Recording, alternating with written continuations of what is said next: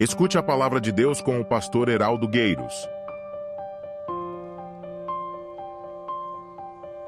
Lucas 10, a partir do verso 38, diz assim a palavra do Senhor. Quando eles seguiam de viagem, Jesus entrou numa aldeia e certa mulher chamada Marta o hospedou em sua casa. Marta tinha uma irmã chamada Maria, que assentada aos pés do Senhor ouvia o seu ensino. Marta agitava-se de um lado para o outro, ocupada em muitos serviços. Então se aproximou de Jesus e disse: o Senhor não te importa com o fato de minha irmã ter deixado que eu fique sozinha para servir? Diga-lhe que venha me ajudar. Mas o Senhor respondeu: Marta, Marta, você anda inquieta e se preocupa com muitas coisas, mas apenas uma é necessária. E Maria escolheu a boa parte, a melhor parte, e esta não lhe será tirada.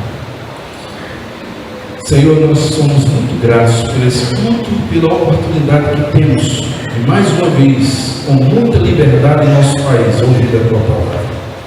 Faz com que, ó Deus, essa noite possa valer a pena. Estamos aqui para ouvir a Tua voz. O mais importante, Senhor, é ouvir a Tua voz. Por favor, Senhor, fala conosco em nome de Jesus. Amém. Eu não sei aqui quantos nunca ouviram falar da história de Marta, Maria e Lázaro, mas é uma história muito conhecida. E esses personagens sempre estão muito presentes nos momentos mais importantes da vida de Jesus. Muitas vezes a gente, quando olha para esse texto, a gente olha com uma certa injustiça, porque os textos sempre dão mais ênfase a Maria. E, de certa forma, a gente fica impressionado com o que é falado de Maria, com a atitude de Maria, com a postura de Maria. E a gente esquece de olhar um pouco para Marta. E é uma injustiça. Porque se você parar para pensar, Marta tem qualidades extraordinárias. E aí eu quero olhar esse texto hoje numa perspectiva de Marta. Eu quero aprender algumas lições que Marta nos ensina. Talvez você já tenha escutado este texto falando de Maria, mas eu quero falar neste texto sobre Marta. O que você sabe sobre Marta? Pouca coisa. Muito provavelmente ela é solteira. Ela mora com seus irmãos, que provavelmente também são solteiros. Eles moram em Betânia. Betânia é uma cidade base, é uma cidade estratégica, porque para onde Jesus passa, vez por outra, ele repousa, ele se hospeda, e alguns vão dizer que inclusive ele já teve por um tempo uma casa alugada em Betânia. Então Betânia é um local de um convívio muito contínuo de Jesus. Certamente foi nessas muitas idas e vindas que esta família, especialmente Marta, conheceu a Jesus, foi impactada pelo Evangelho e se converte e passam a ser então mantenedores, seguidores de Jesus. Eles moram numa grande casa, provavelmente eles têm uma boa condição, não sei se eles vivem de alguma herança dos seus pais, mas o fato é que por muitas vezes ela hospeda Jesus e os discípulos na sua casa. Por sinal, esse é um dos momentos em que Jesus está na sua casa com os discípulos. Então ela não está fazendo comida só para Jesus, ela está fazendo comida para Jesus e 12 homens. Então a casa é grande, e tem salão para hospedar e tem infraestrutura para toda vez que Jesus passar ali, Jesus se hospedar. Há mais de um relato de momento de Jesus na casa desses irmãos para comer, para estar com eles. Antes da ressurreição de Lázaro, depois da ressurreição de Lázaro. É uma família muito especial. Quando você olha para Marta, e é por isso que você vai entender por que eu falo um pouco de injustiça, a gente olhar para esse texto e nunca mencionar Marta, é porque, na minha opinião, dos três irmãos, Marta é quem tem mais qualidades. Marta é alguém que está muito claro o destaque no texto das habilidades e das qualidades que Marta tem. Por exemplo, no verso 38, diz que quando Jesus está chegando de viagem e entra numa aldeia, o contato que ele tem não é com Lázaro, que é o homem da casa, o irmão homem, e não é com Maria, que sempre é tida como uma boa e é espiritual, é com Marta. O contato é com Marta. É Marta quem convida, é Marta quem diz: não, vem, eu conto com o senhor, 12, 15, 17, beleza, vai lá para casa, a gente alimenta. Então você percebe que Marta é uma mulher hospitaleira. A conversa e o texto começa com ela. Na verdade, o texto começa com ela e termina com ela, mas começa com ela bem. Ainda que termine com ela mal, porque é ela quem aparece. Não aparece Maria dizendo, eu concordo, leva Jesus. Não aparece Lázaro dizendo assim, mas vai dar, tem comida na dispensa para todo esse povo. Esse pessoal parece que come muito. Não tem isso. Ele só tem Marta dizendo, vamos todo mundo lá para casa, é festa, eu faço a comida. Hospitaleiro.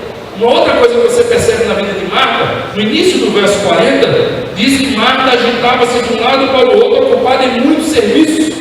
Marta parece ser uma mulher muito habilidosa, capaz então de fazer muitos serviços simultaneamente, porque o que o texto está dizendo não é uma crítica. O texto está destacando a qualidade dela. Ela estava agitada. A expressão literal aqui no grego é ela estava planejando e realizando muitas coisas. Era a habilidade que ela tinha. Ela era alguém que conseguia fazer muitas coisas ao mesmo tempo. Talvez ela estivesse no celular fazendo comida e olhando o menino. Muitas coisas ao mesmo tempo, uma habilidade. O texto também dirá ainda no verso 40, que ela se aproxima de Jesus quando ela está meio desconfortável com a aparente apatia de Maria para com ela. Ela não vai para Maria e você não vê ela dizer assim, Maria, bora, me ajuda. Ela vai para Jesus. As pessoas recebem Jesus às vezes com muita honra, muito jeito. É Jesus, é o mestre, é Rabone, Rabi. Ela chega e diz assim, Jesus, não te importa que tu está vendo que eu estou trabalhando em Maria, não. Já está sincera. Ela já vai direto na fonte, ela já foi direto de Jesus. Ela chamou Jesus, ela é hospitaleira, mas ela também é sincera. E ela foi fazer queixa diretamente para Jesus, ela não ficou falando por trás. Sabe aquela coisa? Eu não estou gostando, mas eu não digo, eu também não gostei. Gostou? Não gostei. Ela foi para Jesus, sincera. Igual o primeiro do céu. Uma outra habilidade que você percebe dela, verso 41. Marta, Marta, você anda inquieta e se preocupa com muitas coisas. Até então ainda não é uma chamada de atenção. Jesus está fazendo uma declaração de reconhecimento. O que Jesus está dizendo é, Marta, você é muito criativa. Você está com a cabeça cheia de muitas ideias. Você já está pensando em 2 sobremesas, 3 pratos principais, fez 2 tipos de carne, já pensou em mais de um tipo de suco. Você é muito criativo, você pensou em muita coisa. Não é uma crítica. Jesus reconhece essa criatividade, essa cabeça cheia de ideias e diz assim, eu vou fazer isso, eu sei isso, eu misturo isso com isso, eu já aproveito que isso foi de novo e tal, e vai dar certo. Mulher criativa. Em João capítulo 11, nós temos uma outra passagem que fala desta família. Você deve lembrar que é a passagem que fala quando Lázaro morre. E é interessante que também nesta passagem, que fala sobre a morte e ressurreição de Lázaro, existem situações que nós podemos olhar para Marta e reconhecer em Marta algumas atitudes extraordinárias, algumas qualidades excepcionais. Olha o que é que diz, por exemplo, no capítulo 11 de João, no verso 3 ao verso 5, diz assim, por isso as irmãs de Lázaro, aí não diz o nome, as irmãs de Lázaro mandaram dizer a Jesus, aquele que o Senhor ama está doente. Aí Jesus recebe a notícia e diz aos discípulos, olha, essa doença não é para a morte, é para a glória de Deus, a fim de que o Filho do Homem seja glorificado. Ponto. Verso 5, ora, Jesus amava a Marta, a irmã dela, e também a Lázaro. Lázaro é o que morreu. A irmã dela é Maria e nem o nome é citado. O que é que o texto diz? Ora, Jesus amava a Marta, a Maria e a Lázaro. Por que o texto diz? Jesus amava a Marta e a irmã dela, e a Lázaro deu morto. Porque isso nos dá a ideia de que quem mandou chamar Jesus foi Marta. O texto vai dizer que Jesus a ama como consideração, porque foi ela quem mandou chamar. Então você vê que Marta é uma mulher de atitude. Está lá Lázaro morrendo, enfermo. Só quem pensou em chamar Jesus foi Marta, não foi Maria. O texto diz que as irmãs concordaram, mandaram chamar as irmãs, mas vai dizer que Jesus amava Marta. Ele não fez isso porque ele não gostava de Marta, porque não valorizava o pedido de Marta, porque a morte de Lázaro era para a glória de Deus. Ele não estava desrespeitando, ele não estava desprezando, pelo contrário, Jesus amava Marta, mesmo não tendo atendido o pedido dela, e já vinha imediatamente porque Lázaro estava morrendo. Isso é muito interessante, porque a Bíblia mostra que dentre as muitas qualidades que Marta tem, Marta também é uma mulher de atitude. O texto também dirá no verso 20 do capítulo 11, o seguinte: Marta, quando soube que Jesus estava chegando, foi encontrar-se com ele. Maria, porém, ficou sentada em casa. Olha, o que é que a gente percebe em Marta? Predisposição. O irmão morreu, a casa estava cheia de convidados, o coração das irmãs estava triste. Ela mandou chamar Jesus. As duas souberam que Jesus tinha chegado, mas a única que teve predisposição para ir até Jesus, nem esperou Jesus chegar, já foi ao encontro de Jesus. Não é incrível? Não é impressionante? Por último, mas não menos importante, e eu vou parar por aqui das qualidades, porque você vai terminar ficando apaixonado por Marta, é que no verso 21 diz: então Marta disse a Jesus: se o Senhor estivesse aqui, e meu irmão não teria morrido, mas eu também sei que agora mesmo, tudo que o Senhor pedir a Deus, Ele concederá. Marta é uma mulher que tinha fraquezas do que Marta. Vou repetir para você. Percebi no texto que Maria se dá bem no final. Não é porque Maria tem mais qualidades. Ela tem qualidades, mas ela não supera Marta em qualidades. Mas ela se dá bem em todas as cenas. Não porque ela tem mais qualidades, mas porque ela tem menos fraquezas. Ela tem menos defeitos. Ela tem menos problemas. Ela se sabota menos. Qualidades são importantes. Sempre serão. Mas qualidades, elas sempre são afetadas ou anuladas por causa das nossas fraquezas. É mais ou menos assim: rapaz, fulano é tão inteligente, fulano é desenrolado que só tem um problema. Fulano, se você emprestar dinheiro, não paga. Aí fulano tem essa qualidade toda de habilidade e de esperteza. Aí chega para você e diz: tu me empresta dinheiro? Eu disse assim: uai, ele não é esperto? Ele não é habilidoso? Ele não tem qualidades? Mas ele também tem uma fraqueza. Ele não devolve. O que acontece com a qualidade? Rapaz, fulano é tão maduro, fulano é tão inteligente. Eu vejo fulano tomar tantas decisões importantes. Fulano só tem um problema, é fofoqueiro. Aí você está com um problema, você vai pedir conselhos a fulano, você vai revelar o problema a fulano, mas ele não é inteligente, ele não é sábio, ele não é experiente, ele tem qualidades ou não tem? Mas suas fraquezas sabotam, suas fraquezas desqualificam. Por que tem tanta gente dentro da igreja, com tantas qualidades, mas parece que a coisa não vinga, não perdura? Por que há tantas pessoas que permanecem apagadas, ou muitas vezes discriminadas, apesar das qualidades que têm? Elas não são às vezes relegadas, desqualificadas, porque elas não têm qualidades, mas é por causa das suas fraquezas, é por causa dos seus erros, que sabotam, que desqualificam as suas qualidades. Amados irmãos, o problema nosso é que a gente foca exageradamente nas qualidades. A gente quer ter qualidade, a gente faz curso, a gente investe, a gente quer estar, e a gente se esforça, a gente quer aprender, e a gente quer ter muita qualidade, mas a gente não foca na mesma proporção para a gente eliminar ou atenuar as nossas fraquezas.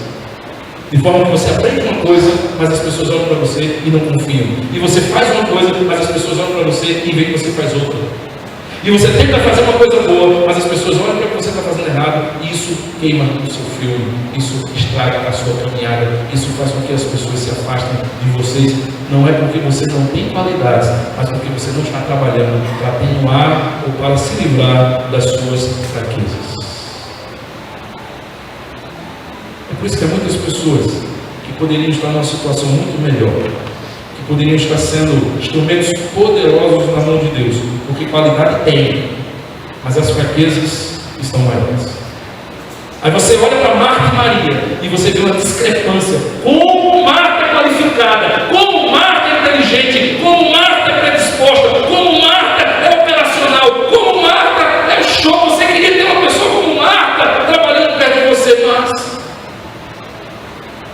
Marta também tem muitas fraquezas. E é por isso que ela começa bem, mas termina mal. É por isso que ela começa a construir, ela mesma destrói. É por isso que quando ela começa a juntar, daqui a pouco as pessoas se espalham. Porque na convivência, as pessoas vão sempre perceber as nossas fraquezas, as nossas falhas. E elas vão puxar o nosso tapete. E eu quero dizer para você o que eu tenho aprendido, para que Deus trate no meu coração as minhas falhas, para que as minhas qualidades se mostrem mais. E a minha oração para você, meu irmão, é que você entenda que qualidades você tem, todos têm. Mas o que está impedindo você de crescer, o que está impedindo você de ser abençoado, o que está impedindo você de ser mais usado por Deus, não é a sua falta de qualidades, mas poderá ser os seus defeitos, suas fraquezas, seus sabotadores.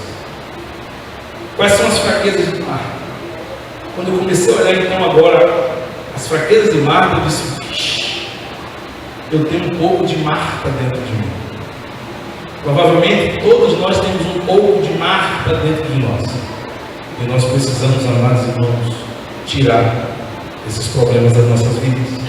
E um dos problemas que você percebe na vida de Marta é falta de foco.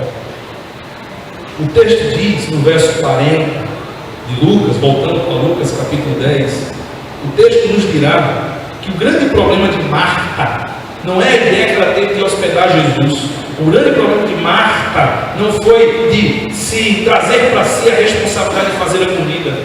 O problema de Marta foi não ter foco. Ela não planejou, ela não sabia exatamente o que ela queria fazer.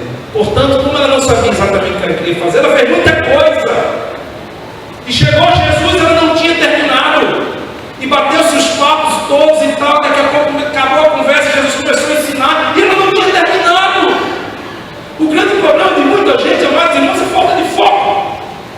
Ele não sabe o que Deus quer da vida dele. Ele está ou envolvido com muitas coisas, ou não está envolvido com nada. Tem muita gente começando muitas coisas e não terminando nenhuma. Tem muitas pessoas tentando fazer muitas coisas ao mesmo tempo e não conseguem fazer nenhuma delas bem. O Senhor não nos chamou para estarmos envolvidos com muitas coisas. O Senhor nos chamou para estarmos envolvidos naquilo que Ele chamou para cada um de nós. Nós temos um chamado. Deus nos deu um dom que nos habilita para o chamado dele. A gente não tem que se envolver com aquilo que não é o nosso chamado. A gente não precisa tentar fazer o trabalho do outro, porque eu estou desprezando o dom que Deus me deu. Eu não estou usando o meu dom da melhor forma naquilo, exclusivamente daquilo que Deus nos chamou para fazer. Em vez de fazermos muito, poderíamos fazer pouco, mas fazer bem, de forma produtiva, planejada, para que aquilo ali explodisse, para que aquilo ali fosse para a glória de Deus. Falta de foco, queridos. Ela tinha capacidade de fazer muitas coisas, mas não determinava nenhum objetivo. Somente quando a gente tem foco, a gente sabe o que tem que fazer. E quando a gente sabe o que tem que fazer, a gente consegue planejar melhor. Então a gente define objetivos, define metas. Eu preciso fazer isso, meu Deus, chegou o final de semana e eu não fiz. A gente não consegue definir prioridades. O que é mais importante? Jesus está chegando. Eu quero fazer 3 pratos. Não dá tempo. Então qual eu vou fazer? Vou fazer só um. Vou fazer bem feito. Vou fazer em grande quantidade. É isso que Jesus vai dizer. Marta, para que tanta coisa, Marta? Uma só coisa bastava. Fizesse uma macarronadazinha, carninha moída, estrelasse um ovo, botasse umas azeitonas, queijo ralado, menina com Coca-Cola, essa era uma bênção. Resolvi o problema. Já estava aqui sentado no meu.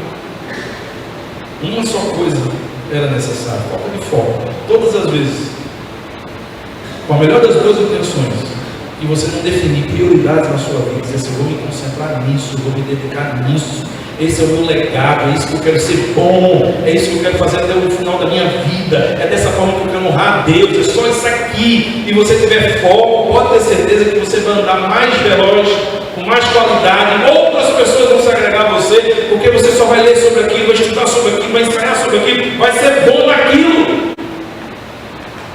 Pergunte a um atleta, nós tivemos dois aqui louvando, uma ponta, outra na bolsa, vocês combinaram, né?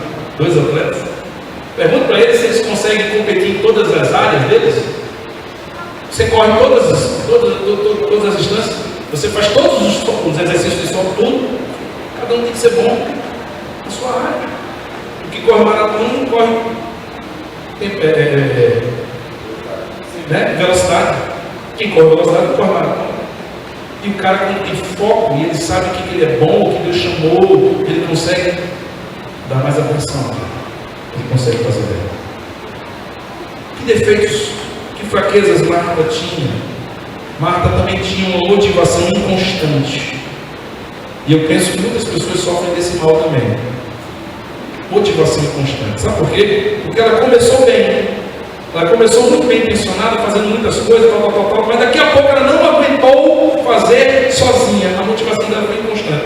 Quando ela vai pedir a Jesus ajuda, é porque ela já está insatisfeita de fazer sozinha. A pergunta é, por que ela começou a fazer? Quem lhe obrigou a fazer tudo isso? Há muitas pessoas que começam a fazer alguma coisa e param porque, ninguém chegou junto, ninguém me ajudou, ninguém perguntou se eu estava precisando de ajuda, ninguém. Você estava fazendo esperando os outros, ou você estava fazendo porque era a sua convicção que Deus te chamou para fazer? Marta começou muitas coisas sem foco. E aí quando viu que a irmã não se juntou, e o irmão também não chegou ninguém para ajudar, ela desanimou. Eu conheço muitas pessoas que já desanimaram de coisas que começaram. Ah, pastor, eu comecei a ler a Bíblia com fulano, não parei, porque a gente estava vindo ler, você não encontrou ouvir. Ah, eu comecei a orar, disse para o meu cônjuge, para os meus filhos, eu comecei a orar todo dia, agora 10 minutinhos. Aí eu parei porque a pessoa não estava querendo. Você falou por quê? Motivação constante. Que precisa que outras pessoas olhem, que precisa que outras pessoas ajudem, que precisa que outras pessoas estimulem, que precisa que outras pessoas que reconheçam o que quer fazer. É uma motivação inconstante. Nós precisamos fazer para a glória de Deus, fazer o que é nossa responsabilidade, e nem que seja só. Mas Deus nos chamou para fazer. Um outro problema que Marta tinha, e que nós precisamos também olhar, queridos, ela tinha uma síndrome vitimista. Síndrome vitimista é uma coisa que muitas pessoas têm. É quando a gente, pela nossa frustração de não conseguir fazer, arruma um culpado. É interessante que quando ela chega para Jesus e diz assim, não te importas que eu fique sozinha a servir, manda que ela me ajude, porque senão eu não vou conseguir. Olha, eu não vou cumprir. Não é por causa dela. Não é culpa dela. Nós não podemos, amados irmãos, transferir a responsabilidade e a culpa dos outros. Olha, eu não estou fazendo porque ninguém está ajudando financeiramente. Olha, eu não estou fazendo porque ninguém me acompanhou. Imagina se você vai chegar no céu e vai dizer assim, eu não fiz mais na igreja porque nunca me deram carro. Então a culpa de não ter carro. Percebe? Nós não podemos transferir a responsabilidade, a frustração, a nossa improdutividade e justificar os outros. Não podemos transferir. Marta não tinha direito de dizer assim, eu não terminei ainda porque Maria não veio me ajudar. A palavra de Jesus é clara. Você já teria terminado se você tivesse um foco, fizesse uma coisa só e pronto, você já estava acrescentado. Um outro defeito, amados irmãos, eu termino com isso, que Marta também tinha, era a falta de percepção das oportunidades. É horrível a gente não ter foco, porque a gente se desorganiza. É horrível e prejudicial a gente ter motivação constante, porque a gente parece que não está fazendo para Deus. A gente precisa que algumas coisas aconteçam, que as pessoas cheguem juntos, porque senão a gente não se motiva a continuar. A gente não persiste por convicção própria. É terrível quando a gente tenta justificar que a minha produtividade é culpa do outro e não reconhece que a gente está sendo produtivo, que a gente não está sendo realmente perseverante. Mas não há nada pior do que a falta de percepção de oportunidades. É quando você não percebe as oportunidades que Deus lhe dá. Escuta só. Quando seria a próxima vez que Jesus iria entrar na casa de Marta e Maria. Quando será que eles teriam de novo a oportunidade de ter Jesus na sua casa para ensiná-los? Talvez não tivesse mais. Talvez tivesse, mas não sabia quando. Mas Jesus em casa tinha que ser a programação mais importante. Jesus em casa era mais importante do que fazer comida. Ter Jesus em casa era mais importante do que ter que arrumar a casa. Ter Jesus em casa era mais importante do que ter que sair para fazer feira. Era Jesus em casa. Se Jesus estava em casa, parava tudo. Porque Jesus estava em casa. Ela não entendeu a oportunidade. Ela não percebeu isso. Jesus chega na sua casa, todo mundo conversando com Jesus, ela está presa na cozinha. Com a melhor das duas intenções, mas uma percepção errada, fazendo uma coisa secundária, fazendo uma coisa sem importância. O mais importante era aproveitar Jesus em casa. Às vezes nós estamos fazendo coisas que têm a sua importância, mas não são as mais importantes. São coisas secundárias, coisas que nós podemos fazer depois, coisas que nós podemos fazer outros dias. Quantas pessoas às vezes deixam de vir à igreja, não porque não foram fazer coisas importantes, mas não eram mais importantes do que estavam fazendo. Quantas pessoas às vezes não abraçam o ministério porque estão ocupadas? Não é que elas não estão ocupadas com coisas que não são importantes, mas provavelmente não é tão importante quanto servir na obra do Senhor. Às vezes, amados irmãos, nós estamos ocupados com coisas secundárias e perdemos a percepção da oportunidade. Deus está me dando a oportunidade de servir. Deus está me dando a oportunidade de trabalhar para Ele. Deus está me dando a oportunidade de abençoar a vida de alguém. Tem alguém precisando de uma visita. Mas não, eu preciso dormir porque amanhã eu vou trabalhar cedo, então eu preciso dormir cedo. Que oportunidade que eu perdi de ser instrumento de bênção na vida de alguém. Eu estou vendo dois irmãos brigando. Não quero me meter com isso não. Que oportunidade que eu perdi de pacificar, de restaurar aquela comunhão, preocupado com outras coisas secundárias. O que é que Jesus responde a Marta? Marta, Maria escolheu a melhor parte. Maria está no lugar que deveria estar. Maria priorizou a oportunidade de me ouvir. Isso não lhe será tirado. Marta, você só precisava ter feito uma coisa. Já que você está envolvido, agora termine, porque você escolheu isso. Mas o que Maria escolheu não lhe será tirado. Precisamos, amados irmãos, entender que o Senhor nos dá todos os dias grandes oportunidades. E nós estamos perdendo muitas delas. Porque nós estamos tendo a percepção que a oportunidade que Deus nos dá é um privilégio. Às vezes deixamos de estar num lugar onde vai nos abençoar para ir para outro lugar que vai ser só festa, que vai ser só encontro social. Não é que não é importante, mas não deveria ser a prioridade. A oportunidade é, estando vivo com saúde, poder ir para a casa do Senhor. A oportunidade é, estando vivo com saúde, poder exercer o nosso ministério. A oportunidade, amados irmãos, é de fazer a vontade do Senhor, é de glorificá-lo. A gente não sabe o dia de amanhã, a gente não sabe o que vai nos acontecer. Nosso tempo é muito curto, e como diz o apóstolo Pedro, para que no tempo que vos resta na carne, não vivais mais segundo a vontade dos homens, mas segundo a vontade de Deus. Não viva mais segundo a vontade dos homens. Não viva mais na intriga dos homens. Não viva mais na perturbação dos homens. Não viva mais na picuinha dos homens. Viva segundo a vontade de Deus. Faça aquilo que Deus espera de você. Marta nos ensina que ter qualidades é importante, mas se nós não tratarmos os nossos defeitos e as nossas fraquezas, todas as vezes que nós começarmos a construir alguma coisa, os nossos próprios defeitos vão destruir. Nosso ministério sempre será sabotado. As nossas obras para Deus serão infrutíferas, não por falta de qualidade, não por falta de vontade de Deus abençoar, mas por causa das nossas fraquezas. O que eu devo fazer, pastor? Foque com a mesma prioridade que você foca em ter qualidades em resolver as suas fraquezas. E quanto mais saudável emocionalmente você estiver, quanto mais saudável espiritualmente você estiver, quanto mais santo você estiver, quanto mais cuidadoso com a sua vida você estiver, mais Deus vai honrar, mais você vai crescer, mais Deus vai usar a sua vida, mais intimidade com Deus você vai ter, mais próximo você será. Então é falta de qualidade. Precisamos encarar as nossas falhas. Todas as vezes, quando Marta e Maria estão juntos, Marta se sobressai, mas Maria termina o vale. Incoerência, resultados dos nossos defeitos, resultado das nossas fraquezas. Maria não tinha tantas qualidades, mas tinha menos defeitos. Veja como Deus honra. Veja como Deus honra quando a gente trata do nosso coração, quando a gente sara o nosso coração e trabalha sarado na presença do Senhor. Amém, queridos? Vamos ficar de pé?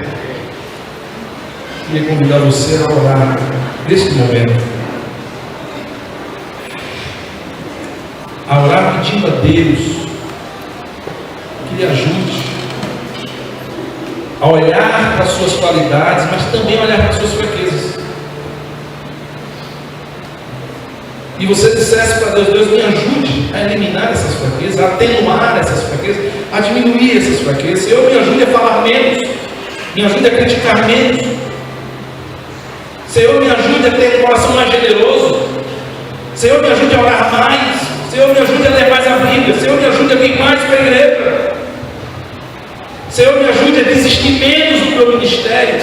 Senhor, me ajude a olhar menos o defeito da vida dos outros. Senhor, me ajude a atenuar as minhas fraquezas, para que elas não ofusquem, para que elas não atrapalhem as minhas qualidades. Senhor, me ajude a trabalhar nessas áreas que têm sido brecha para o inimigo puxar meu tapete, para que eu possa ser usado de forma mais plena para a glória do Senhor.